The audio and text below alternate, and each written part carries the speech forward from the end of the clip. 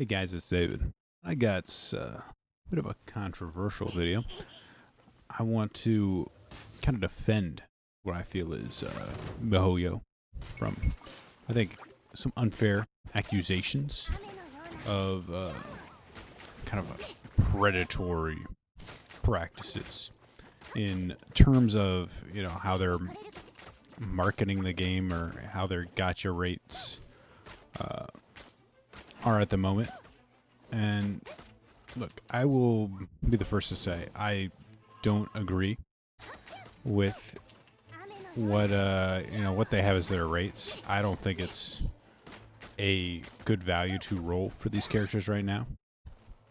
And I mean, I am concerned because I think it will hurt them in the long run if they continue to have, either A, such poor rates, or B, make it so expensive to roll. But that is here nor there. The point I want to get into is this. And let me go to my party setup right now and show you who I have. Okay, so this party that I've been using for like 99.9% of the time playing Genshin, ever since I acquired them, has been completely free to play. I mean, I didn't spend a single dime to acquire any of these characters. So it's completely free. I played, I don't know if there's a way to see how many hours I played. I probably put between 60 and 80 hours on this game already. So I played plenty.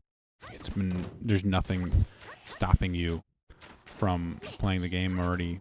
Let's see what.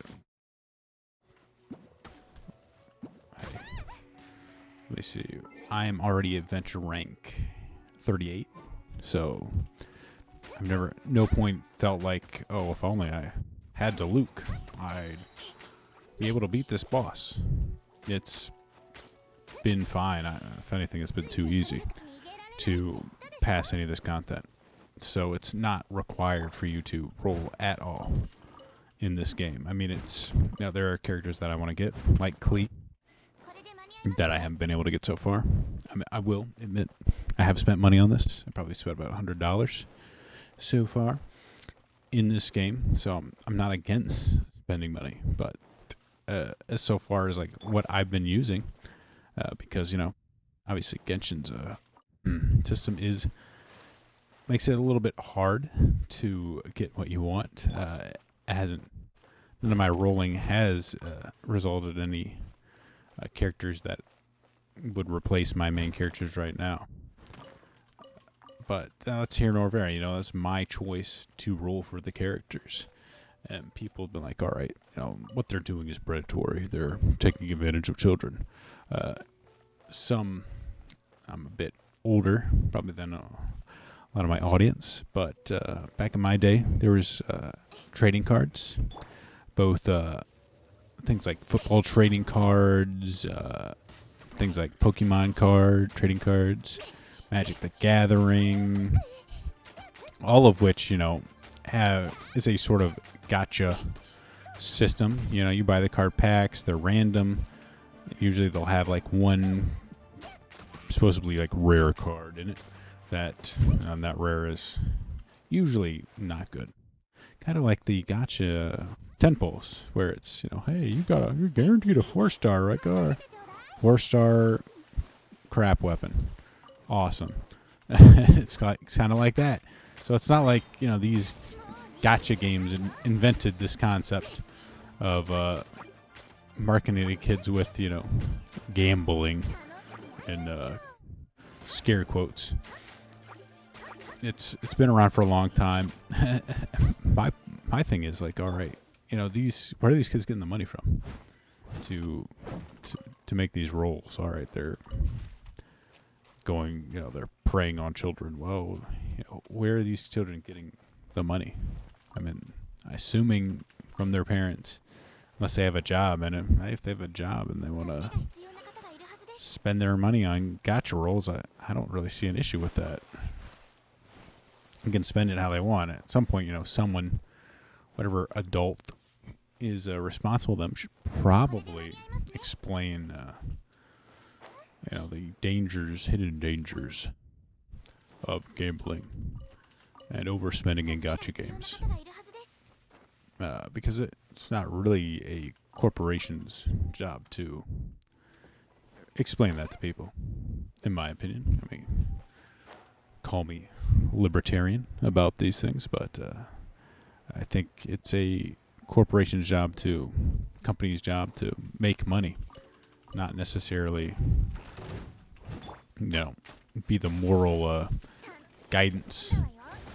moral guide of their consumer base. Like, hey, we don't want you to spend this much money, guys. Please stop.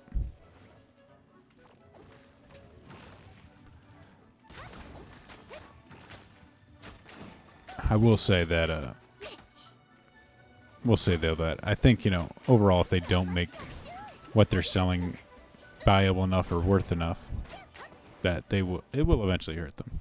And I think in some ways I hope it does hurt them, because, look, I'll agree with the criticism that I think right now I don't think rolling is worth it in terms of what you get as a return on your investment.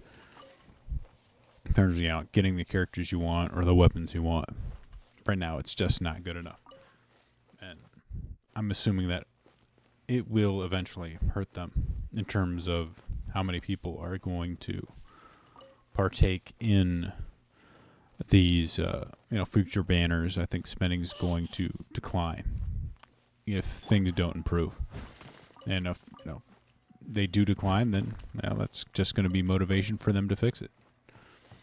But, as far as kind of painting them as some sort of evil or greedy entity, to me just isn't fair. I mean, people have to take responsibility for their own actions.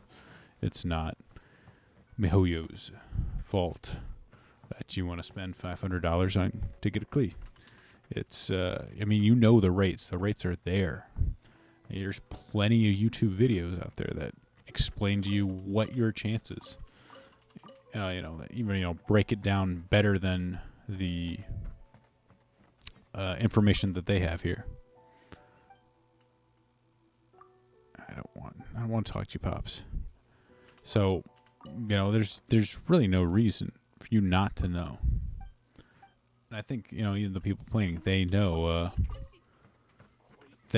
what the chances are, and they still take part of it. And I do too, because hey, it's fun. The game is fun. Gambling is fun. I enjoy gambling along with many other people. Places like Las Vegas wouldn't exist if gambling wasn't fun. So, I don't go to slot machines. I'd rather waste money in gacha games, rolling for cute anime girls that rather than actual money. So that's my choice, and you guys got a choice too. I'm not saying you don't have a right to complain about the game, but I do think it's a little unfair to kind of mischaracterize MiHoYo as evil. I think their model, I think at the moment, is out of whack. That'd be as harsh as I'd say for it, because then I think that eventually they'll correct themselves. The market will correct itself. That or they'll go out of business. One of the two.